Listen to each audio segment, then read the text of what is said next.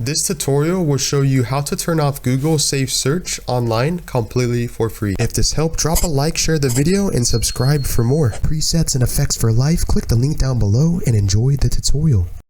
Okay, the first step to turn off Google Safe Search is open up your search engine and browser device and type in google.com. And basically once you're on Google, you can type in something and that you want to disable the Google Safe Search.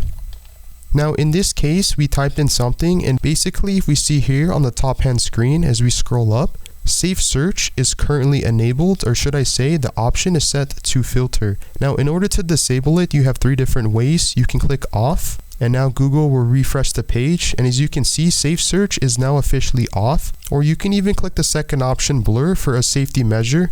So as you can see, everything is currently blurred instead of turned off or even turned on, because you have blur, off, and filter. Same thing applies if you want to do this on images and videos as well.